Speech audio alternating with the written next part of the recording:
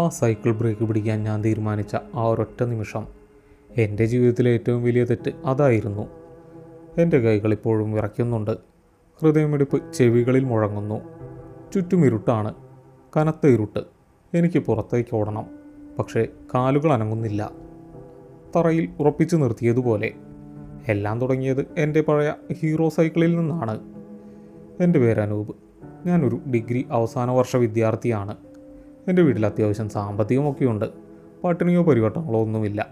എങ്കിലും സ്വന്തം ആവശ്യങ്ങൾക്കുള്ള പണം ഞാൻ തന്നെ കണ്ടെത്തും. അതായിരുന്നു എൻ്റെ ഒരു രീതി. വീട്ടുകാരുടെ മുന്നിൽ പോലും കൈ നീട്ടാൻ എനിക്കിഷ്ടമല്ല.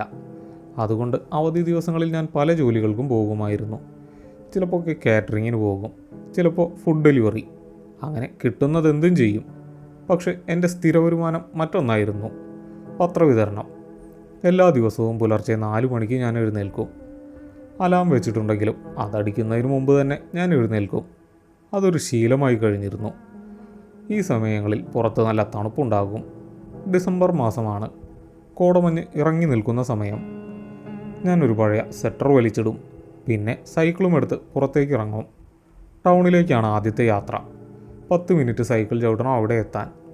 ടൗണിൽ പത്ര ഏജൻറ്റിൻ്റെ കടയുണ്ട്. അവിടെ എത്തുമ്പോൾ കൃത്യം 4:15 പത്രക്കെട്ടുകൾ അവിടെ വന്നിട്ടുണ്ടാകും. എൻ്റെ ഏരിയയിലുള്ള പത്രങ്ങൾ ഞാൻ എണ്ണിയെടുക്കും. അവ ഭംഗിയായി മടക്കും. സൈക്കിളിൻ്റെ പുറകിലെ വലിയ സഞ്ചിയിൽ അടുക്കി വയ്ക്കും. മുൻവശത്തെ ബാസ്ക്കറ്റിലും കുറച്ച് വയ്ക്കും. 4:30 എൻ്റെ പത്രവിതരണം തുടങ്ങും. ആ സമയത്തൊന്നും തെരുവിൽ ആരും ഉണ്ടാകില്ല. വഴിവിളക്കുകൾ ചിലയിടത്ത് കത്തും, ചിലത് കേടായി കിടക്കും. തെരുവ് നായ്ക്കൾ പോലും ആ സമയത്ത് ഉറക്കത്തിലാകും. സൈക്കിൾ ചെയിനിൻ്റെ ശബ്ദം മാത്രമാണ് ആ നിശബ്ദതയിൽ കേൾക്കാൻ കഴിയുക. പിന്നെ പത്രം മടക്കി എറിയുന്ന ശബ്ദവും. വീടുകളുടെ മുറ്റത്തേക്ക് പത്രം കൃത്യമായി വീഴണം. അതെങ്ങനെ ചെയ്യണമെന്ന് എനിക്ക് നന്നായി അറിയാം. 3 വർഷമായി ഞാൻ ഈ ജോലി ചെയ്യുന്നു. 7 മണിക്ക് മുമ്പ് വിതരണം കഴിയും. പിന്നെ വീട്ടിലേക്കാണ്. കുളി, ഭക്ഷണം, കോളേജ്. ഇതായിരുന്നു എൻ്റെ ദിനചര്യ. ഒരു മാറ്റവുമില്ലാത്ത ജീവിതം. എല്ലാം വളരെ ശാന്തമായിരുന്നു. ആ വീട് എൻ്റെ ശ്രദ്ധയിൽപ്പെടുന്നതുവരെ.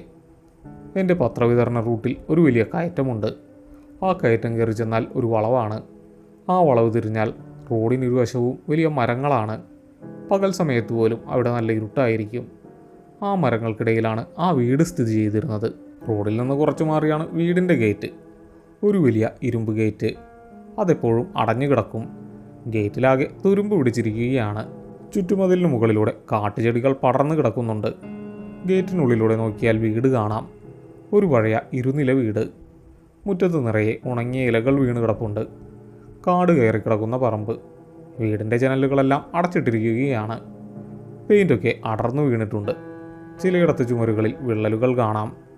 ഒറ്റ നോട്ടത്തിൽ തന്നെ അറിയാം അവിടെയൊന്നും ആരും താമസിക്കുന്നില്ല എന്ന്. എൻ്റെ അറിവിൽ 10 വർഷമായി ആ വീട് അങ്ങനെയാണ്. അവിടെ ആരാണ് താമസിച്ചിരുന്നതെന്ന് എനിക്കറിയില്ല. പലരും പല കഥകളും പറയുന്നത് കേട്ടിട്ടുണ്ട്. അതൊരു പ്രേതാലയമാണെന്ന് പറയാറുണ്ട്. രാത്രി അവിടെ ചില ശബ്ദങ്ങൾ കേൾക്കാറുണ്ടെന്നൊക്കെ നാട്ടിൽ സംസാരമുണ്ട്. പക്ഷേ ഞാനതൊന്നും വിശ്വസിച്ചിരുന്നില്ല. എനിക്ക് ഇത്തരം കാര്യങ്ങളിൽ തീരെ താല്പര്യമില്ലായിരുന്നു. 3 വർഷമായി ഞാൻ ആ വഴിയിലൂടെ പോകുന്നു. അതും പുലർച്ചെ കനത്ത ഇരുട്ടിലൂടെ. പലപ്പോഴും എൻ്റെ സൈക്കിളിൻ്റെ ഡൈനാമോ ലൈറ്റ് മാത്രമാകും അവിടെയുള്ള ഏക വെളിച്ചം. ഇന്നേ വരെ ഒരു അസ്വാഭാവികതയും എനിക്ക് തോന്നിയിട്ടില്ല. ഒരു ശബ്ദവും ഞാൻ കേട്ടിട്ടുമില്ല. അതൊരു സാധാരണ ഉപേക്ഷിക്കപ്പെട്ട വീട് മാത്രമായിരുന്നു. കഴിഞ്ഞ ചൊവ്വാഴ്ച വരെ. അന്നും പതിവ് പോലെ ഞാൻ ആ കയറ്റം കയറി. വളവ് തിരിഞ്ഞു. ഇരുവശവും മരങ്ങൾ നിറഞ്ഞ ആ റോഡിലേക്ക് സൈക്കിൾ പ്രവേശിച്ചു. കോടമഞ്ഞ് നന്നായി ഇറങ്ങുന്നുണ്ടായിരുന്നു. 10 അടി മുന്നിലുള്ളതുപോലും വ്യക്തമായി കാണാൻ കഴിയാത്ത അവസ്ഥ. ഞാൻ സൈക്കിൾ ചവിട്ടി ആ വീടിന് മുന്നിലെത്തി. പെട്ടെന്നാണ് എൻ്റെ കണ്ണുകൾ ഗേറ്റിനുള്ളിലേക്ക് പോയത്. എൻ്റെ വിരലുകൾ അറിയാതെ ബ്രേക്കിലമർന്നു. സൈക്കിൾ നിന്നു. ഞാൻ ഗേറ്റിനുള്ളിലൂടെ ആ വീടിലേക്ക് നോക്കി. താഴത്തെ നിലയിലെ വരാന്ത. അവിടെ ഒരു ജനലുണ്ട്. ആ ജനലിൻ്റെ പാളികളിൽ ഒന്നിന് ചെറിയൊരു വിള്ളലുണ്ട്. ആ വിള്ളലിലൂടെ പുറത്തേക്ക് വെളിച്ചം വരുന്നു. ഒരു മഞ്ഞ വെളിച്ചം. വീടിനുള്ളിൽ ഒരു ബൾബ് കത്തുന്നുണ്ട്. ഞാൻ കുറച്ചു നേരം അവിടെ തന്നെ നിന്നു. കണ്ണുകൾ ചിമ്മി തുറന്നു. കാഴ്ചയ്ക്ക് കുഴപ്പമൊന്നുമില്ല. അത് വെളിച്ചം തന്നെയാണ്. ആ ഇരുട്ടിലത് വളരെ വ്യക്തമായി കാണാം. അവിടെ ആരെങ്കിലും താമസിക്കാൻ വന്നിട്ടുണ്ടാകും, ഞാൻ ചിന്തിച്ചു. അല്ലെങ്കിൽ ഒരുപക്ഷെ വീടിൻ്റെ ഉടമസ്ഥരായിരിക്കും. പറമ്പോ വീടോ വൃത്തിയാക്കാൻ വന്നതായിരിക്കും. ഇനി അതുമല്ലെങ്കിൽ ആരെങ്കിലും വാടകയ്ക്ക് എടുത്തതാകാനും മതി. അങ്ങനെയൊക്കെ കരുതി ഞാൻ സൈക്കിൾ മുന്നോട്ടെടുത്തു. പത്രവിതരണം തുടർന്നു. അതിൽ കൂടുതലൊന്നും ഞാൻ ചിന്തിച്ചില്ല. പക്ഷേ എൻ്റെ ആ കണക്കുകൂട്ടലുകൾ മുഴുവൻ തെറ്റായിരുന്നു. പിറ്റേ ദിവസം ബുധനാഴ്ച. അന്നും ആ വീട്ടിൽ വെളിച്ചമുണ്ടായിരുന്നു. അതേ ജനലിലൂടെ അതേ മഞ്ഞ വെളിച്ചം. വ്യാഴാഴ്ചയും അത് ആവർത്തിച്ചു. വെള്ളിയാഴ്ചയും അങ്ങനെ തന്നെ. ഞാൻ ദിവസവും ആ വെളിച്ചം കാണാൻ തുടങ്ങി. പതിയെ അതൊരു പതിവ് കാഴ്ചയായി മാറി. പുതിയ താമസക്കാർ വന്നുവെന്ന് ഞാൻ ഉറപ്പിച്ചു. അതുകൊണ്ട് തന്നെ ആ വെളിച്ചം എനിക്കൊരു അത്ഭുതമല്ലാതായി മാറി. അങ്ങനെയിരിക്കെ ശനിയാഴ്ച പകൽ എനിക്ക് ടൗണിലേക്ക് പോകേണ്ട ഒരാവശ്യമുണ്ടായിരുന്നു. എൻ്റെ ബൈക്കിലായിരുന്നു ഞാൻ പോയത്. രാവിലെ 10 മണിയായി കാണും. നല്ല വെയിലുള്ള സമയം. ഞാൻ ആ വീടിന് മുന്നിലൂടെയാണ് പോയത്. പെട്ടെന്ന് എന്തോ തോന്നി ഞാൻ ബൈക്കിൻ്റെ വേഗത കുറച്ചു. റോഡിൽ ആരുമില്ല. ഞാൻ മെല്ലെ ആ തുരുമ്പിച്ച ഗേറ്റിനടുത്തേക്ക് ബൈക്ക് തിരിച്ചു. ഗേറ്റിനുള്ളിലൂടെ വീടിൻ്റെ മുറ്റത്തേക്ക് നോക്കി. എൻ്റെ നെറ്റി ചുളിഞ്ഞു. മുറ്റം പഴയതുപോലെ തന്നെയാണ്. നിറയെ ഉണങ്ങിയ ഇലകൾ, കാട് കയറിയ പറമ്പ്. മനുഷ്യർ നടന്നതിൻ്റെ യാതൊരു ലക്ഷണവുമില്ല. അവിടെ ആരെങ്കിലും താമസിക്കാൻ വന്നിട്ടുണ്ടെങ്കിൽ മുറ്റമെങ്കിലും വൃത്തിയാക്കിയിടേണ്ടതല്ലേ? ഏറ്റവും കുറഞ്ഞ പക്ഷം നടക്കാനൊരു വഴിയെങ്കിലും ഉണ്ടാകില്ലേ? ഇവിടെ അതില്ല. പുല്ലുകൾ മുട്ടോളം വളർന്നു നിൽക്കുന്നു. ഞാൻ ആ വീടിൻ്റെ ഭിത്തികളിലേക്ക് നോക്കി. ജനലുകളെല്ലാം പഴയതുപോലെ അടഞ്ഞു തന്നെ കിടക്കുന്നു. വരാന്തയിൽ നിറയെ പൊടിയാണ്. വർഷങ്ങളായി അടിഞ്ഞുകൂടിയ പൊടി. എൻ്റെ നോട്ടം പെട്ടെന്ന് ഇലക്ട്രിക് പോസ്റ്റിലേക്ക് പോയി.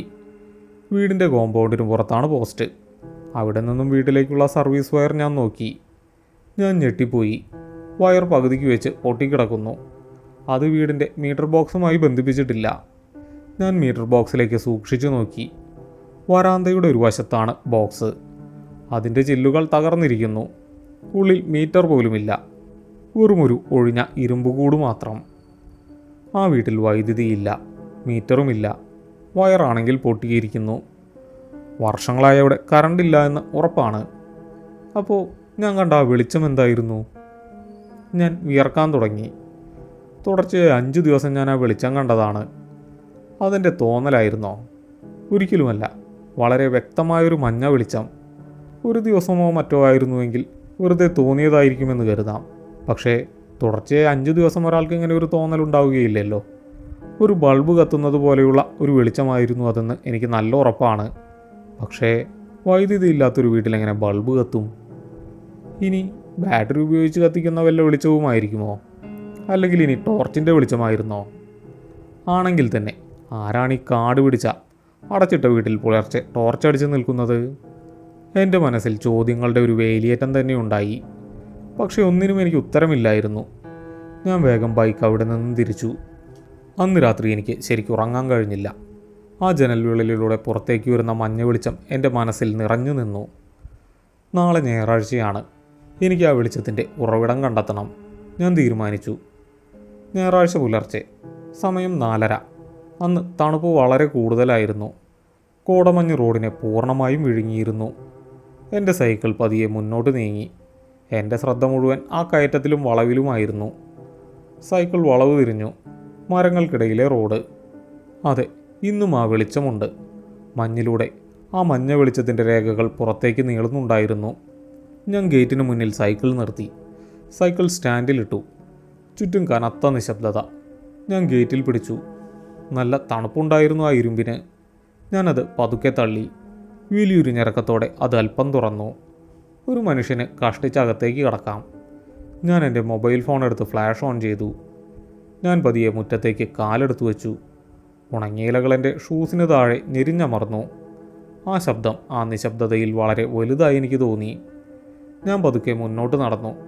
മുട്ടോളം വളർന്നു നിൽക്കുന്ന പുല്ലുകളെ വകഞ്ഞു മാറ്റി. ചില മുള്ളുകൾ എൻ്റെ ജീൻസിലൂടെ കാലുകളിൽ കൊണ്ടു. ഞാൻ അതൊന്നും കാര്യമാക്കിയില്ല.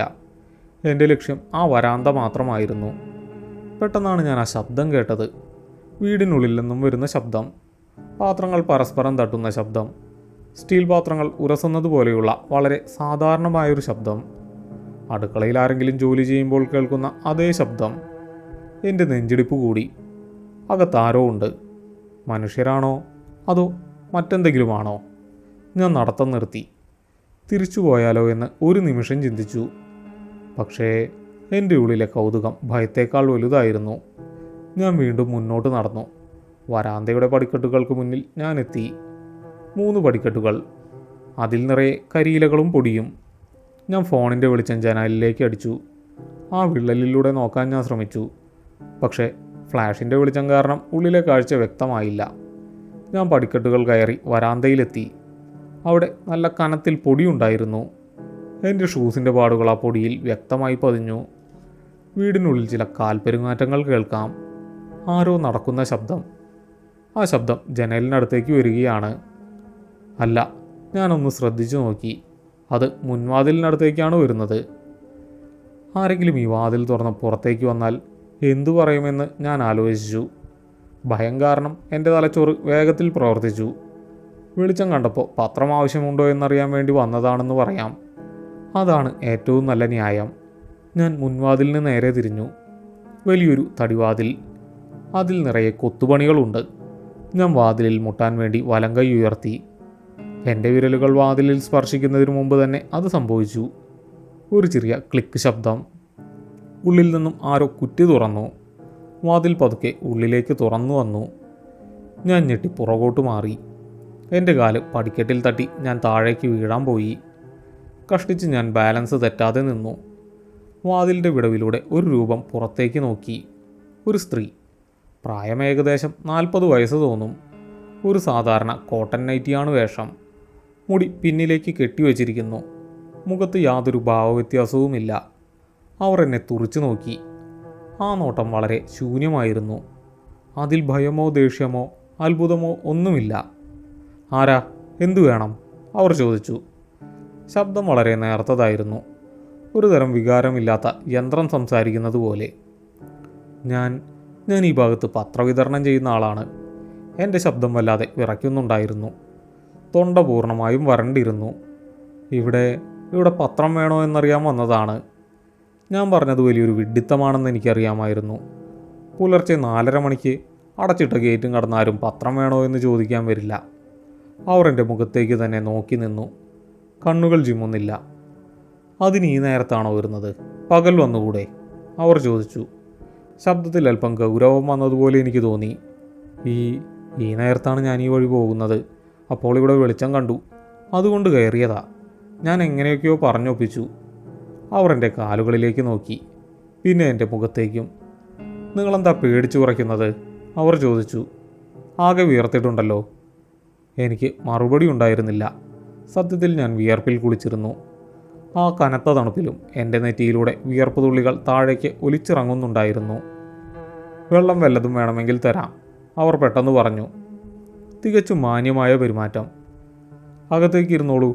അതും പറഞ്ഞവർ വാതിൽ പൂർണ്ണമായും തുറന്നിട്ടു. എന്നിട്ട് അകത്തേക്ക് തിരിഞ്ഞു നടന്നു. എനിക്ക് തിരികെ പോകണമെന്നുണ്ടായിരുന്നു. തിരിഞ്ഞോടാൻ എൻ്റെ മനസ്സ് എന്നോട് അലറി പറയുന്നുണ്ടായിരുന്നു. പക്ഷേ എൻ്റെ കാലുകൾ എന്നെ അനുസരിച്ചില്ല. അമിതമായ ഭയം എന്നെ തളർത്തിയിരുന്നു. കടുത്ത ദാഹവും ഉണ്ടായിരുന്നു. തൊണ്ട വരണ്ടു പൊട്ടുന്നത് പോലെ. ഞാൻ പതുക്കെ വാതിൽക്കലേക്ക് നടന്നു. അകത്തേക്ക് നോക്കി. ഒരു വലിയ ഹാൾ. അതിൻ്റെ ഒത്ത നടുക്കായി ഒരു ചെറിയ മണ്ണെണ്ണ വിളക്ക് കത്തുന്നുണ്ട്. അതാണ് ഞാൻ പുറത്തുനിന്നും കണ്ട മഞ്ഞ വെളിച്ചം. ഒരു ജനൽപ്പാളിയുടെ വിടവിലൂടെ അത് പുറത്തേക്ക് പതിച്ചതാണ്. അല്ലാതെ ബൾബൊന്നുമായിരുന്നില്ല. ഞാൻ വലങ്കാൽ വെച്ച് ആ വീടിനുള്ളിലേക്ക് കയറി. പെട്ടെന്ന് എൻ്റെ ശരീരത്തിലൂടെ ഒരു വിറയൽ കടന്നുപോയി. പുറത്തെ കോടമഞ്ഞിൻ്റെ തണുപ്പിനേക്കാൾ 10 മടങ്ങ് തണുപ്പായിരുന്നു ആ വീടിനുള്ളിൽ. ഒരു ഐസ് ഫാക്ടറിയിൽ കയറിയതുപോലെയുള്ള തണുപ്പ്. എൻ്റെ പല്ലുകൾ കൂട്ടിയിടിക്കാൻ തുടങ്ങി. ഹാളിൽ ഫർണിച്ചറുകളൊന്നുമില്ല. തറയിൽ കട്ടിയുള്ള പൊടിയാണ്. ചുമരുകളിൽ മാറാലകൾ നിറഞ്ഞു കിടക്കുന്നു. മണ്ണെണ്ണ വിളക്കിൻ്റെ മങ്ങിയ വെളിച്ചത്തിൽ ആ മുറി കൂടുതൽ ഭയാനകമായി തോന്നി. ആ സ്ത്രീ ഒരു പഴയ തുരുമ്പിച്ച സ്റ്റീൽ ഗ്ലാസ്സിൽ കുറച്ച് വെള്ളവുമായി മറ്റൊരു മുറിയിൽ നിന്നും വരുന്നത് ഞാൻ കണ്ടു. അവർ എൻ്റെ അടുത്തേക്ക് നടന്നു വന്നു. അവർ ഗ്ലാസ് എനിക്ക് നേരെ നീട്ടി. ഞാൻ വിറയ്ക്കുന്ന കൈകളോടെ അത് വാങ്ങാനായി കൈ നീട്ടി. ഗ്ലാസ് വാങ്ങുന്നതിനിടയിൽ എൻ്റെ വിരലുകൾ അവരുടെ കൈകളിൽ ചെറുതായൊന്നു മുട്ടി. ഞാൻ ഞെട്ടിപ്പോയി. തണുപ്പ്. വെറുതെ തണുപ്പെന്ന് പറഞ്ഞാൽ പോരാ, അതികഠിനമായ തണുപ്പ്. ഒരു മനുഷ്യ ശരീരത്തിന് ഒരിക്കലും ഇത്രയും തണുപ്പുണ്ടാകാൻ കഴിയില്ല. ഐസ് കട്ടയിൽ തൊട്ടതുപോലെയുള്ള ഒരു മരവിപ്പ്. ആ സ്പർശനം എൻ്റെ ഞരമ്പുകളിലെ രക്തം ഉറയിക്കുന്നത് പോലെ എനിക്ക് തോന്നി. ജീവനുള്ള ഒന്നല്ല എൻ്റെ മുന്നിൽ നിൽക്കുന്നതെന്ന് എൻ്റെ ബുദ്ധി എന്നോട് പറഞ്ഞു. ഞാൻ ഗ്ലാസ് വാങ്ങി. എൻ്റെ നോട്ടം യാദൃശ്ചികമായി താഴേക്ക് വീണു. മണ്ണെണ്ണ വിളക്കിൻ്റെ വെളിച്ചം തറയിലേക്ക് വീഴുന്നുണ്ട്. അവിടെ നിറയെ പൊടിയാണ്. ഞാൻ നടന്നു വന്ന വഴികളിൽ എൻ്റെ ഷൂസിൻ്റെ പാടുകൾ ആ പൊടിയിൽ വളരെ വ്യക്തമായി പതിഞ്ഞിട്ടുണ്ട്. ഞാൻ എൻ്റെ മുന്നിൽ നിൽക്കുന്ന ആ രൂപത്തിൻ്റെ കാൽച്ചുവട്ടിലേക്ക് നോക്കി. അവർ നടന്നു വന്ന വഴികളിലേക്കും. എൻ്റെ ശ്വാസം നിലച്ചുപോയി. ഹൃദയമിടിപ്പ് നിന്നതുപോലെ എനിക്ക് തോന്നി. കണ്ണുകൾ തുറിച്ചു വന്നു. ആ തറയിലെ പൊടിയിൽ, അവർ നടന്നു വന്ന വഴിയിൽ യാതൊരു കാൽപ്പാടുകളുമില്ല. ഒരു പോറൽ പോലും ആ പൊടിയിലില്ല. അവർ നടന്നതല്ല, വായുവിലൂടെ ഒഴുകി വന്നതാണ്. എൻ്റെ മുന്നിൽ നിൽക്കുന്നത് ഒരു മനുഷ്യ സ്ത്രീയല്ല, അതൊരു പ്രേതമാണ്. ചിന്തിക്കാൻ പോലും കഴിയാത്ത യാഥാർത്ഥ്യം എൻ്റെ തലച്ചോറിലേക്ക് ഇരച്ചു കയറി. കയ്യിലിരുന്ന സ്റ്റീൽ ഗ്ലാസ് വിറച്ചു. അതിലെ വെള്ളം തുളുമ്പി എൻ്റെ കൈത്തണ്ടയിലൂടെ താഴേക്ക് ഒഴുകി. അതിനും വല്ലാത്തൊരു തണുപ്പായിരുന്നു. അവർ എൻ്റെ മുഖത്തേക്ക് തന്നെ നോക്കി നിൽക്കുകയാണ്. ആ ശൂന്യമായ നോട്ടത്തിൽ ഇപ്പോൾ നേരിയൊരു മാറ്റമുള്ളതുപോലെ എനിക്ക് തോന്നി. അവരുടെ ചുണ്ടുകളുടെ കോണിൽ നേരിയൊരു ചിരി വിരിയുന്നുണ്ടോ? എനിക്ക് വ്യക്തമാകുന്നില്ല. വെളിച്ചം വളരെ കുറവാണ്. എന്താ വെള്ളം കുടിക്കാത്തത്? അവരുടെ ശബ്ദം വീണ്ടും കേട്ടു. ഇത്തവണ അത് കൂടുതൽ പരുക്കനായി തോന്നി. ഞാൻ ഗ്ലാസ്സിലേക്ക് നോക്കി.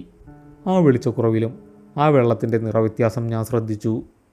അത് ശുദ്ധമായ വെള്ളമായിരുന്നില്ല, കലങ്ങിയ അഴുക്കു പിടിച്ച എന്തോ ദ്രാവകം.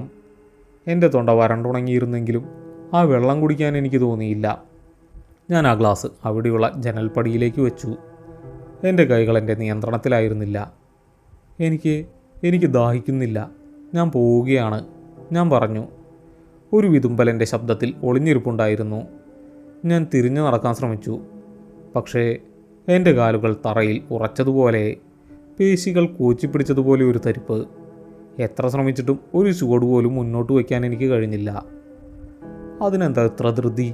അവർ ചോദിച്ചു. ആ ശബ്ദം ഇപ്പോൾ എൻ്റെ തൊട്ടു പിന്നിൽ നിന്നാണ് കേൾക്കുന്നത്. ഞാൻ ഞെട്ടിത്തിരിഞ്ഞു നോക്കി. അവർ എൻ്റെ വളരെ അടുത്തേക്ക് വന്നിരിക്കുന്നു. ഒരു നിമിഷം കൊണ്ടാണ് അവർ എൻ്റെ പിന്നിലെത്തിയത്. കാൽപ്പെരുമാറ്റം പോലും ഞാൻ കേട്ടില്ല. അവരുടെ മുഖം ഇപ്പോൾ എനിക്ക് കൂടുതൽ വ്യക്തമായി കാണാം. ആ വിളക്കിൻ്റെ മഞ്ഞ വെളിച്ചത്തിൽ അവരുടെ ചർമ്മം വല്ലാതെ വിളറിയിരിക്കുന്നു. രക്തയോട്ടമില്ലാത്ത വിളറിയ ശരീരം, കണ്ണുകൾക്ക് ചുറ്റും കറുത്ത പാടുകൾ. ആ കണ്ണുകളിലെ കൃഷ്ണമണിക്ക് സാധാരണയിലധികം വലിപ്പമുള്ളതുപോലെ എനിക്ക് തോന്നി.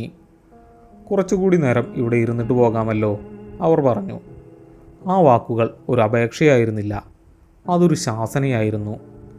ആ വീട്ടിൽ നിന്നും എന്നെ പുറത്തു പോകാൻ അവർ അനുവദിക്കില്ല എന്ന് എനിക്ക് ഉറപ്പായി. എൻ്റെ ഹൃദയം പടപടാമിടിച്ചു. ചുറ്റുമുള്ള വായുവിൽ വീണ്ടും തണുപ്പ് കൂടി. ശ്വാസമെടുക്കാൻ ഞാൻ ബുദ്ധിമുട്ടി. എനിക്ക് ഓടണം, എങ്ങനെയെങ്കിലും ഈ വാതിൽ കടന്ന് പുറത്തെത്തണം.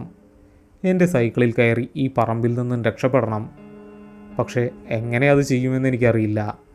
അവർ എൻ്റെയും വാതിലിൻ്റെയും ഇടയിലായാണ് നിൽക്കുന്നത്. അവരെ മറികടന്ന് എനിക്ക് പുറത്തേക്ക് പോകാൻ കഴിയില്ല. ഞാൻ അവരുടെ മുഖത്തു നിന്ന് നോട്ടം മാറ്റി ചുറ്റും നോക്കി. രക്ഷപ്പെടാൻ വേറെ വഴിയുണ്ടോ? ആളിൻ്റെ മറുവശത്ത് മുറിയുടെ മറ്റൊരു വാതിൽ പാതി തുറന്നു കിടപ്പുണ്ട്. ആ വാതിലിനപ്പുറം എന്താണെന്ന് എനിക്കറിയില്ല. ഒരുപക്ഷെ വീടിൻ്റെ പുറകിലേക്കുള്ള വഴിയാകാം, അല്ലെങ്കിൽ മറ്റൊരു കെണി. എന്തായാലും എനിക്കൊരു തീരുമാനം എടുത്തേ മതിയാകൂ. ഇവിടെ ഇങ്ങനെ നിൽക്കുന്ന ഓരോ നിമിഷവും എൻ്റെ ജീവൻ അപകടത്തിലാണ്. ഞാൻ എൻ്റെ മുഴുവൻ ധൈര്യവും സംഭരിച്ചു. എൻ്റെ കാലുകൾ ചലിപ്പിക്കാൻ ഞാൻ സർവ്വശക്തിയും എടുത്തു. ഒരു കുതിപ്പിനായി ഞാൻ തയ്യാറെടുത്തു.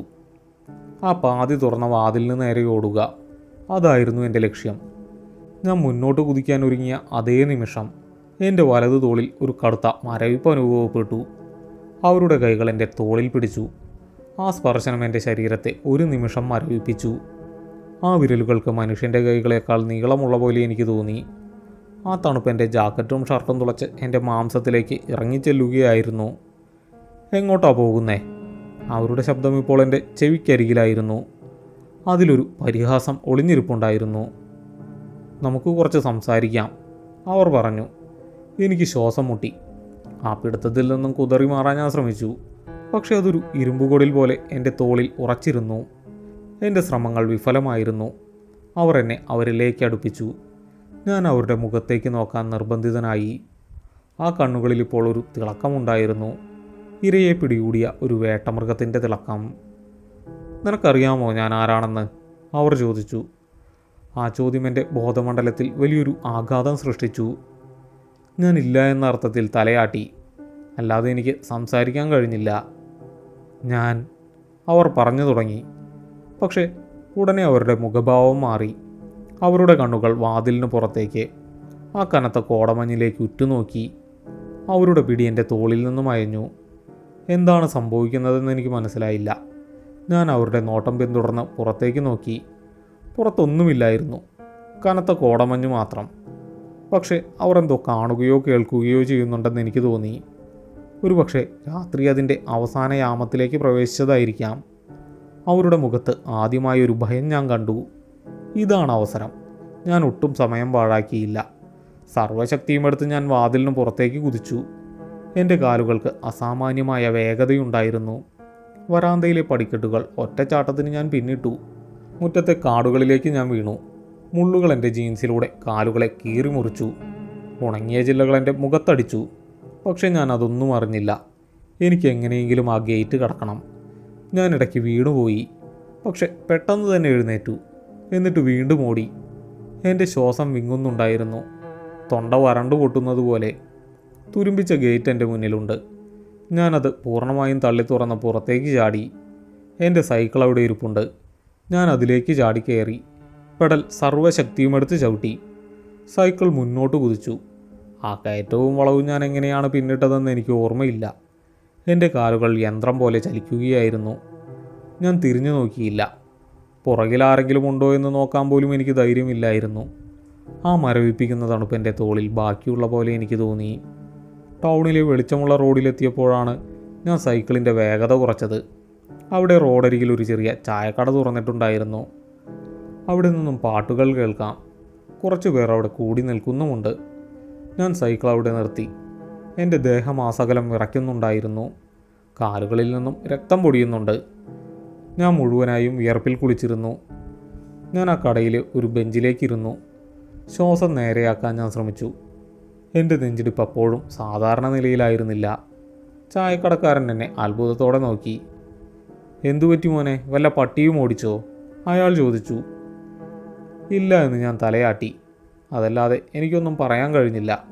അയാൾ ഒരു ഗ്ലാസ് ചൂടുവെള്ളം എനിക്ക് നൽകി. ഞാനത് വാങ്ങി ഒറ്റയടിക്ക് കുടിച്ചു. ആ ചൂടിൻ്റെ ശരീരത്തിന് അല്പം ആശ്വാസം നൽകി. കുറച്ച് സമയം ഞാൻ അവിടെ ഇരുന്നു. സൂര്യൻ ഉദിച്ചു തുടങ്ങിയിരുന്നു. റോഡിൽ വാഹനങ്ങൾ വന്നു തുടങ്ങി. വെളിച്ചം പറന്നപ്പോൾ എൻ്റെ ഭയം അല്പം കുറഞ്ഞു. ഇനി എനിക്ക് വീട്ടിൽ പോകണം. അന്നത്തെ പത്രവിതരണം ഞാൻ ഉപേക്ഷിച്ചു. സൈക്കിളിൽ പത്രക്കെട്ടുകൾ അങ്ങനെ തന്നെ കിടക്കുന്നുണ്ടായിരുന്നു. ഞാൻ സൈക്കിളിൽ വീട്ടിലേക്ക് തിരിച്ചു. എൻ്റെ മനസ്സിൽ ഒരു പുതിയ തീരുമാനം മാത്രമേ ഉണ്ടായിരുന്നുള്ളൂ. ഇനി ഒരിക്കലും ഞാൻ ആ വഴിയിലൂടെ പോകില്ല. വീട്ടിലെത്തി ഞാൻ വേഗം എൻ്റെ മുറിയിലേക്ക് പോയി. വാതിലടച്ച് കുറ്റിയിട്ടു. എൻ്റെ വസ്ത്രങ്ങൾ മാറി ഞാൻ കിടക്കയിലേക്ക് വീണു. ശരീരമാകെ വല്ലാതെ വേദനിക്കുന്നുണ്ടായിരുന്നു. കാലുകളിലെ പോറലുകളിൽ നീറ്റൽ അനുഭവപ്പെട്ടു. ഞാൻ കണ്ണുകൾ അടച്ച് ഉറങ്ങാൻ ശ്രമിച്ചു. പക്ഷെ ആ മുഖം എൻ്റെ മനസ്സിൽ നിന്നും മായുന്നില്ലായിരുന്നു. ആ വിളറിയ മുഖം, ആ ശൂന്യമായ കണ്ണുകൾ, ആ മരവിപ്പിക്കുന്ന സ്പർശനം. അവർ ആരായിരുന്നു? എന്തുകൊണ്ടാണ് അവർ ആ വീട്ടിൽ താമസിക്കുന്നത്? അവർക്ക് എന്നിൽ നിന്നും എന്തായിരുന്നു വേണ്ടിയിരുന്നത്? ഉത്തരങ്ങളില്ലാത്ത ചോദ്യങ്ങൾ എൻ്റെ തലച്ചോറിനെ മതിച്ചുകൊണ്ടിരുന്നു. അങ്ങനെ എത്ര സമയം കഴിഞ്ഞു എന്നെനിക്കറിയില്ല. പെട്ടെന്നാണ് എൻ്റെ ഫോൺ റിങ് ചെയ്തത്. ഞാൻ ഞെട്ടി ഉണർന്നു. സമയം രാവിലെ 10 മണിയായിരിക്കുന്നു. എൻ്റെ ഏജൻ്റാണ് വിളിക്കുന്നത്. ഞാൻ കോൾ എടുത്തു. എന്താ അനൂപേ, ഇന്നത്തെ പത്രം കൊടുത്തില്ലേ? കുറേ പേർ വിളിച്ച് പരാതി പറയുന്നുണ്ടല്ലോ. അയാളുടെ ശബ്ദത്തിൽ ദേഷ്യമുണ്ടായിരുന്നു. അത് എനിക്ക് ചെറുതായി സുഖമില്ല, പനി പോലെ. ഞാൻ കള്ളം പറഞ്ഞു. എന്നിട്ടെന്താ നീ എന്നെ മുന്നേ അറിയിക്കാതിരുന്നത്? നീ കാരണം എനിക്ക് കുറേ ചീത്ത കേൾക്കേണ്ടി വന്നു. ശരി, ആ പത്രങ്ങൾ നാളെ കൊടുത്താൽ മതി. ഇന്നെന്തായാലും റെസ്റ്റ് എടുത്തോ. അയാൾ ഫോൺ വെച്ചു. ഞാൻ ആശ്വാസത്തോടെ നെടുവീർപ്പിട്ടു. ഞാൻ എഴുന്നേറ്റ് ജനൽ തുറന്നു. പുറത്ത് നല്ല വെയിലുണ്ട്. ആളുകൾ നടന്നു പോകുന്നു. വാഹനങ്ങളുടെ ശബ്ദം. എല്ലാം വളരെ സാധാരണമാണ്. പുലർച്ചെ നടന്നത് ഒരു ദുസ്വപ്നം മാത്രമായിരുന്നു എന്ന് ഞാൻ ഒരു നിമിഷം ചിന്തിച്ചു. അല്ല, എൻ്റെ കാലുകളിലെ മുറിവുകൾ യാഥാർത്ഥ്യമാണ്. എൻ്റെ തോളിലെ ആ തണുപ്പ് ഇപ്പോഴും എനിക്ക് അനുഭവപ്പെടുന്നുണ്ട്. അതൊരു സ്വപ്നമായിരുന്നില്ല. ഞാൻ കുളിച്ച് ഫ്രഷായി ഭക്ഷണം കഴിച്ചു. അപ്പോഴാണ് എൻ്റെ സുഹൃത്ത് വിവേക് അങ്ങോട്ട് വന്നത്. അവൻ എൻ്റെ വീടിനടുത്ത് തന്നെയാണ് താമസം. എന്താടാ അനൂപേ, മുഖം വല്ലാതെ ഇരിക്കുന്നുണ്ടല്ലോ, എന്തു പറ്റി? അവൻ ചോദിച്ചു. ഞാൻ അവനോട് എല്ലാം പറയാൻ തീരുമാനിച്ചു. എൻ്റെ മനസ്സിൻ്റെ ഭാരം കുറയ്ക്കാൻ അതൊന്നു മാത്രമേ വഴിയുള്ളൂ എന്നെനിക്ക് തോന്നി. ഞാൻ അവനോട് ആ വീടിനെക്കുറിച്ചും അവിടെ കണ്ട വെളിച്ചത്തെക്കുറിച്ചും പുലർച്ചെ നടന്ന സംഭവങ്ങളെക്കുറിച്ചുമെല്ലാം വിശദമായി പറഞ്ഞു. അവനെല്ലാം കേട്ടിട്ട് മിണ്ടാതിരുന്നു. അവൻ്റെ മുഖത്ത് യാതൊരു അത്ഭുതവുമില്ലായിരുന്നു. നീ എന്താ ഒന്നും പറയാത്തത്? നീ ഇതൊന്നും വിശ്വസിക്കുന്നില്ലേ? ഞാൻ ചോദിച്ചു. എടാ, ഞാൻ വിശ്വസിക്കുന്നുണ്ട്, അവൻ പറഞ്ഞു. അവൻ്റെ ശബ്ദം അല്പം ഗൗരവമുള്ളതായിരുന്നു. കാരണം ആ വീടിനെക്കുറിച്ച് എനിക്ക് ചില കാര്യങ്ങൾ അറിയാം. ഞാൻ അവനെ ആകാംക്ഷയോടെ നോക്കി. എൻ്റെ അച്ഛൻ പണ്ട് ആ ഭാഗത്തായിരുന്നു ജോലി ചെയ്തിരുന്നത്. 10 വർഷം മുമ്പ് ആ വീട്ടിലൊരു വലിയ ദുരന്തം നടന്നു. ദുരന്തമോ? എന്ത് ദുരന്തം? ഞാൻ ചോദിച്ചു. ആ വീട്ടിലൊരു കുടുംബം താമസിച്ചിരുന്നു. അച്ഛനും അമ്മയും ഒരു പെൺകുട്ടിയും. ആ പെൺകുട്ടിക്ക് കല്യാണപ്രായമായിരുന്നു. പക്ഷേ അവളെ അവിടെ തന്നെ കൊലപ്പെടുത്തിയ നിലയിൽ കണ്ടെത്തി. കൊലപ്പെടുത്തിയെന്നോ? ആര്? അതാരും കണ്ടുപിടിച്ചില്ല. പോലീസ് അന്വേഷണം നടന്നു. പക്ഷേ പ്രതികളെ ആരെയും കിട്ടിയില്ല. ആ സംഭവത്തിന് ശേഷം അവളുടെ അച്ഛനും അമ്മയും ആ നാട് വിട്ടുപോയി. അതിനുശേഷമാണ് ആ വീടങ്ങനെ കിടക്കാൻ തുടങ്ങിയത്. വിവേക് പറഞ്ഞത് കേട്ട് ഞാൻ തരിച്ചുപോയി. അവളെ എങ്ങനെയാണ് കൊന്നത്? എൻ്റെ ശബ്ദം വിറയ്ക്കുന്നുണ്ടായിരുന്നു. അവളെ ശ്വാസം മുട്ടിച്ചു കൊന്നതാണെന്നാണ് പറഞ്ഞു കേട്ടിട്ടുള്ളത്. കഴുത്തിൽ ശക്തമായി പിടിച്ച് ഞെരിച്ചോ മറ്റോ ആണ്, അവൻ പറഞ്ഞു. എൻ്റെ ഓർമ്മകൾ വീണ്ടും പുലർച്ചയിലേക്ക് പോയി. എൻ്റെ തോളിൽ പതിഞ്ഞ ആ തണുത്ത കൈകൾ, ആ ശക്തമായ പിടുത്തം. എനിക്ക് ശ്വാസം മുട്ടുന്നത് പോലെ തോന്നി. അവളുടെ മുഖം നിനക്ക് ഓർമ്മയുണ്ടോ? വിവേക് പെട്ടെന്ന് ചോദിച്ചു. ഞാൻ തലയാട്ടി. ആ മുഖം, അതെനിക്കൊരിക്കലും മറക്കാൻ കഴിയില്ല. വിവേക് അവൻ്റെ ഫോൺ എടുത്തു. എന്നിട്ട് ഗാലറിയിൽ എന്തോ തിരഞ്ഞു. കുറച്ചു കഴിഞ്ഞപ്പോൾ അവൻ ഫോണിൻ്റെ നേരെ തിരിച്ചു. ഇതാണോ നീ കണ്ട മുഖം? അവൻ ചോദിച്ചു. ഞാൻ ഫോണിലെ സ്ക്രീനിലേക്ക് നോക്കി. ഒരു പഴയ പത്രവാർത്തയുടെ ഫോട്ടോ ആയിരുന്നു അത്. അതിലൊരു പെൺകുട്ടിയുടെ ചിത്രവുമുണ്ട്. 10 വർഷം മുമ്പ് കൊല്ലപ്പെട്ട ആ പെൺകുട്ടിയുടെ ചിത്രം. ഞാൻ ഫോൺ താഴെ വെച്ചു. എൻ്റെ കൈകൾ വീണ്ടും വിറയ്ക്കാൻ തുടങ്ങി. അതെ, അത് അവൾ തന്നെയായിരുന്നു. ഇന്നലെ രാത്രി ആ വാതിൽ തുറന്നു വന്നത്, എൻ്റെ മുന്നിൽ നിന്നത്, എൻ്റെ തോളിൽ പിടിച്ചത്, അതവൾ തന്നെയായിരുന്നു. 10 വർഷം മുമ്പ് കൊല്ലപ്പെട്ട ആ പെൺകുട്ടി. എൻ്റെ തൊണ്ട പൂർണ്ണമായും വരണ്ടു. എനിക്ക് സംസാരിക്കാൻ കഴിഞ്ഞില്ല. അനൂപേ, നീ പുലർച്ചെ ആ വീട്ടിൽ നിന്നും രക്ഷപ്പെട്ടത് നിൻ്റെ ഭാഗ്യം കൊണ്ടാണ്. ഇനി ഒരിക്കലും ആ വഴിക്ക് പോകരുത്, വിവേക് പറഞ്ഞു. ഞാനൊന്നും മിണ്ടിയില്ല. എൻ്റെ മനസ്സ് പൂർണ്ണമായും ശൂന്യമായതുപോലെ എനിക്ക് തോന്നി. ഞങ്ങൾ കുറച്ചു നേരം അവിടെ മിണ്ടാതിരുന്നു. പിന്നെ വിവേക് യാത്ര പറഞ്ഞു പോയി. ഞാൻ എൻ്റെ മുറിയിൽ തന്നെ ഇരുന്നു. രാത്രിയായി. എൻ്റെ മനസ്സിൽ വീണ്ടും ഭയം തലപൊക്കി തുടങ്ങി. ആ തണുത്ത കൈകളുടെ സ്പർശം എൻ്റെ തോളിൽ നിന്നും മായുന്നില്ല. ഞാൻ ജനലടച്ചു. മുറിയിലെ ലൈറ്റ് ഇട്ടു. ആ സമയം എൻ്റെ ഫോൺ വീണ്ടും റിങ് ചെയ്തു. പരിചയമില്ലാത്തൊരു നമ്പറാണ്. ഞാൻ കോൾ എടുത്തു. മറുതലക്കിൽ നിന്നും ഒരു ശബ്ദവുമില്ല. ഹലോ, ഞാൻ ചോദിച്ചു. നിശബ്ദത മാത്രം. ഹലോ, ആരാണിത്? ഞാൻ വീണ്ടും ചോദിച്ചു. പെട്ടെന്ന് ഫോണിലൂടെ ആ നേർത്ത ശബ്ദം ഞാൻ കേട്ടു. യാതൊരു വികാരവുമില്ലാത്ത യന്ത്രം പോലെയുള്ള ആ ശബ്ദം. നീ എൻ്റെ ഒരു സാധനം എടുത്തു കൊണ്ടുപോയി. എൻ്റെ ഹൃദയം ഒരു നിമിഷം നിലച്ചു. ഫോൺ എൻ്റെ കയ്യിൽ നിന്നും താഴെ വീണു. ഞാൻ എന്താണ് അവളിൽ നിന്നും എടുത്തത്? ഞാനൊന്നും എടുത്തുകൊണ്ടു വന്നിട്ടില്ല. അല്ലെങ്കിൽ? എൻ്റെ നോട്ടം സൈക്കിളിലേക്ക് പോയി. അതിൻ്റെ മുൻവശത്തെ ബാസ്ക്കറ്റിൽ ഒരു ചെറിയ തുരുമ്പിച്ച സ്റ്റീൽ ഗ്ലാസ് കിടക്കുന്നുണ്ട്. അവൾ എനിക്ക് വെള്ളം തന്ന ആ ഗ്ലാസ്, അത് ഞാൻ ആ വീടിൻ്റെ ജനലക്കരികിൽ വെച്ചിരുന്നതാണ്. പക്ഷേ എങ്ങനെയോ അത് സൈക്കിൾ കൊട്ടയിൽ വന്നിരിക്കുന്നു. ഞാനതവിടെ വെച്ചു എന്നത് എൻ്റെ വെറും തോന്നൽ മാത്രമായിരുന്നോ? എന്തു തന്നെയായാലും അതവൾക്ക് തിരിച്ചു വേണം. എനിക്ക് ശ്വാസം മുട്ടി. ഞാൻ ആ ഗ്ലാസ്സിലേക്ക് നോക്കി. അതിലിപ്പോഴും കുറച്ച് വെള്ളം ബാക്കിയുണ്ട്. കലങ്ങിയ അഴുക്ക് പിടിച്ച വെള്ളം. വാതിലിൽ ആരോ മുട്ടുന്ന ശബ്ദം കേട്ടു. വളരെ പതുക്കെ. ശബ്ദം വളരെ പതുക്കെയാണ്. പക്ഷെ ആ നിശബ്ദതയിൽ അതൊരു ഇടിമുഴക്കം പോലെ എൻ്റെ ചെവികളിൽ പതിച്ചു. ഞാൻ പേടിച്ച് മരിക്കുമെന്നെനിക്ക് തോന്നി. ഞാൻ ഇരുന്നിടത്തുനിന്ന് അനങ്ങിയില്ല. ശ്വാസം പിടിച്ചു നിന്നു. ശബ്ദം എൻ്റെ മുറിയുടെ വാതിലിലല്ല, വീടിൻ്റെ മുൻവാതിലിലാണ്. അവൾ വീടിന് പുറത്താണുള്ളത്. എൻ്റെ വീടിൻ്റെ മുറ്റത്ത് അവൾ എത്തിയിരിക്കുന്നു. അവൾ ആ ഗ്ലാസ്സിനായി വന്നിരിക്കുകയാണ്. എന്തെങ്കിലും ചെയ്തേ മതിയാകൂ. ആ ഗ്ലാസ് എൻ്റെ കൈവശമുള്ളിടത്തോളം കാലം അവൾ എന്നെ വെറുതെ വിടില്ല, അതുറപ്പാണ്. ഞാൻ പതിയെ ജനലിനടുത്തേക്ക് നീങ്ങി. കർട്ടൻ അല്പം മാറ്റി പുറത്തേക്ക് നോക്കി. മുറ്റത്ത് കനത്ത ഇരുട്ടാണ്. തെരുവിളക്കിൻ്റെ വെളിച്ചം ഗേറ്റിന് പുറത്ത് മാത്രമാണുള്ളത്. ആ വെളിച്ചം മുറ്റത്തേക്ക് എത്തുന്നില്ല. എങ്കിലും ആ കനത്ത ഇരുട്ടിൽ ഒരു രൂപം നിൽക്കുന്നത് ഞാൻ കണ്ടു. ഒരു വെള്ള വെളിച്ചം പോലെ വെളുത്ത വസ്ത്രം ധരിച്ച ഒരു രൂപം. അവൾ എൻ്റെ വീടിൻ്റെ മുൻവാതിലിന് നേരെ നോക്കി നിൽക്കുകയാണ്. യാതൊരനക്കവുമില്ല. ഒരു പ്രതിമ പോലെ. എൻ്റെ സൈക്കിൾ വരാന്തയോട് ചേർന്നാണ് ഇരിക്കുന്നത്. തുരുമ്പിച്ച ആ സ്റ്റീൽ ഗ്ലാസ് അതിൻ്റെ ബാസ്ക്കറ്റിലുണ്ട്. ജനലിലൂടെ എനിക്ക് ആ സൈക്കിൾ കാണാം. അവൾക്ക് ആ ഗ്ലാസ് അവിടെ നിന്നും നേരിട്ടെടുത്തുകൂടെ? എന്തിനാണ് വാതിലിൽ മുട്ടുന്നത്? പെട്ടെന്ന് എൻ്റെ മനസ്സിലൊരു ചിന്ത മിന്നി മറഞ്ഞു. ഞാൻ അവളിൽ നിന്നും ആ ഗ്ലാസ് എൻ്റെ കൈകൾ കൊണ്ടാണ് വാങ്ങിയത്. ഞാൻ തന്നെ അത് അവൾക്ക് തിരികെ നൽകണം. ഒരുപക്ഷെ അതായിരിക്കും നിയമം. അദൃശ്യമായ ചില നിയമങ്ങൾ അവർക്കുമുണ്ടാകും. എനിക്ക് പുറത്തിറങ്ങാൻ തീരെ ധൈര്യമില്ലായിരുന്നു. ആ മരവിപ്പിക്കുന്ന തണുപ്പ് വീണ്ടും അനുഭവിക്കാൻ എനിക്ക് കഴിയില്ല. ആ വിളറിയ മുഖം വീണ്ടും കാണാനുള്ള ശക്തി എനിക്കില്ല. മുട്ട് വീണ്ടും തുടർന്നു. ഇത്തവണ ശബ്ദം വളരെ കൂടുതലായിരുന്നു. വാതിലിൻ്റെ തടിയിൽ ശക്തമായി ഇടിക്കുന്ന ശബ്ദം. അത് കേട്ട് അച്ഛനും അമ്മയും ഉണർന്നാൽ വലിയ പ്രശ്നമാകും. അവർ വന്ന് വാതിൽ തുറന്നാൽ വലിയ അപകടമാണ്. അവർക്കൊന്നും സംഭവിക്കാൻ പാടില്ല. ഇതെല്ലാം എൻ്റെ തെറ്റാണ്. ഞാൻ തന്നെ ഇത് പരിഹരിക്കണം. എന്തായാലും ഞാനൊരു തീരുമാനമെടുത്തു. ഈ രാത്രി ഇവിടെ അവസാനിക്കണം. ഞാൻ വേഗം മുറിയുടെ വാതിൽ തുറന്നു. ഒട്ടും ശബ്ദമുണ്ടാക്കാതെ ഞാൻ ഹാളിലേക്ക് നടന്നു. ഓരോ ചൂട് വയ്ക്കുമ്പോഴും എൻ്റെ കാലുകൾ വിറയ്ക്കുന്നുണ്ടായിരുന്നു.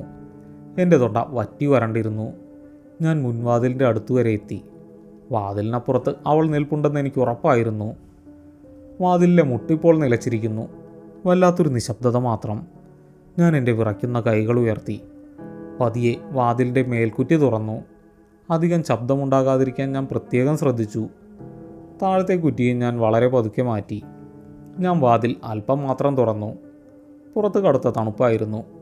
കോടമഞ്ഞ് വരാന്തയിലേക്ക് ഇരച്ചു കയറുന്നുണ്ടായിരുന്നു. ഞാൻ പുറത്തേക്ക് നോക്കി. അവിടെ ആരുമില്ല. മുറ്റത്തെ ഇരുട്ടിലും എനിക്ക് ആരെയും കാണാൻ കഴിഞ്ഞില്ല.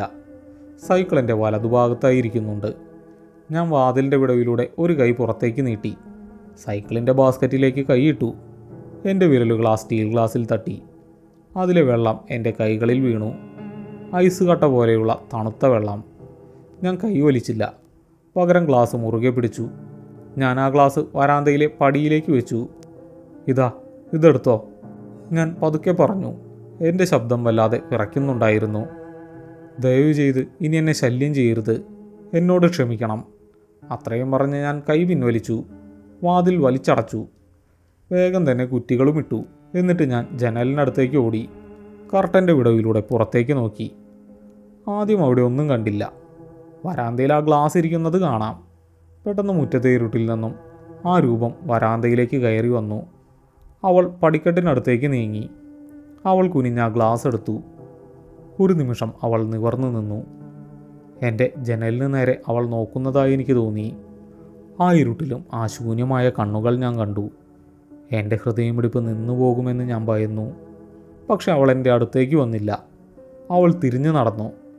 മുറ്റത്തെ ഇരുട്ടിലൂടെ അവൾ ഗേറ്റിനടുത്തേക്ക് ഒഴുകി നീങ്ങി. ആ കനത്ത മഞ്ഞിലേക്ക് അവൾ അലിഞ്ഞു ചേരുന്നതുപോലെ എനിക്ക് തോന്നി.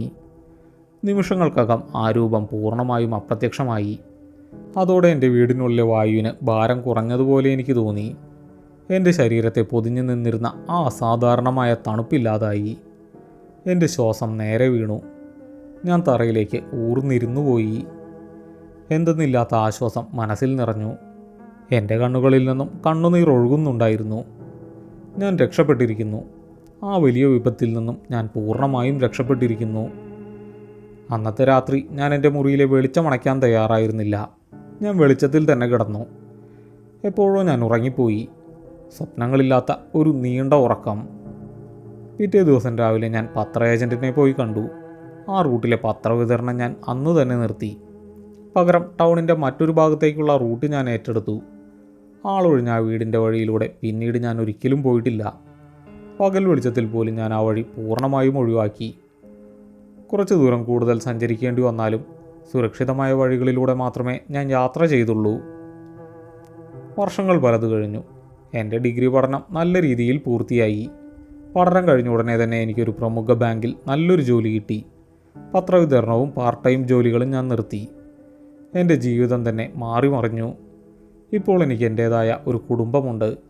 ഭാര്യയും 2 കുട്ടികളും അടങ്ങുന്ന ഒരു ചെറിയ കുടുംബം. ഞാനിപ്പോൾ വളരെ ദൂരെ മറ്റൊരു നഗരത്തിലാണ് താമസിക്കുന്നത്. വളരെ സമാധാനപരവും സന്തോഷകരവുമായ ഒരു ജീവിതം ഞാൻ നയിക്കുന്നു. എൻ്റെ അച്ഛനും അമ്മയും എൻ്റെ കൂടെയുണ്ട്. പഴയ ബുദ്ധിമുട്ടുകളൊന്നും ഇന്നില്ല. ആ രാത്രിയിലെ സംഭവം ഞാൻ എൻ്റെ സുഹൃത്ത് വിവേകിനോടല്ലാതെ മറ്റാരോടും ഇന്നേ വരെ പറഞ്ഞിട്ടില്ല. അതെൻ്റെ മനസ്സിലെ ഒരു ഇരുണ്ട രഹസ്യമായി ഇന്നും അവശേഷിക്കുന്നു. എൻ്റെ ഭാര്യയ്ക്ക് പോലും ആ കഥ അറിയില്ല. ചില കാര്യങ്ങൾ അങ്ങനെയാണ്. നമ്മൾ എത്ര മറക്കാൻ ശ്രമിച്ചാലും അത് ഓർമ്മകളിലൊരു മരവിപ്പായി എപ്പോഴും അവശേഷിക്കും. എങ്കിലും എൻ്റെ ജീവിതം ഇപ്പോൾ തികച്ചും സുരക്ഷിതമാണ്. എനിക്ക് പറ്റിയ അബദ്ധം എൻ്റെ ജീവിതത്തെ തകർത്തില്ല എന്നതിൽ ഞാൻ എപ്പോഴും ദൈവത്തോട് നന്ദി പറയുന്നു. അനാവശ്യമായ ധൈര്യവും അതിരുകടന്ന കൗതുകവും നമ്മളെപ്പോഴും വലിയ അപകടങ്ങളിലേക്കാണ് നയിക്കുക. അറിയാത്ത കാര്യങ്ങളിലേക്ക് ഒരിക്കലും ഒളിഞ്ഞു നോക്കാൻ ശ്രമിക്കരുത്. നമ്മുടെ വഴിയല്ലാത്ത ഇടങ്ങളിൽ നമ്മൾ ഒരിക്കലും അതിക്രമിച്ച് കയറുകയും ചെയ്യരുത്.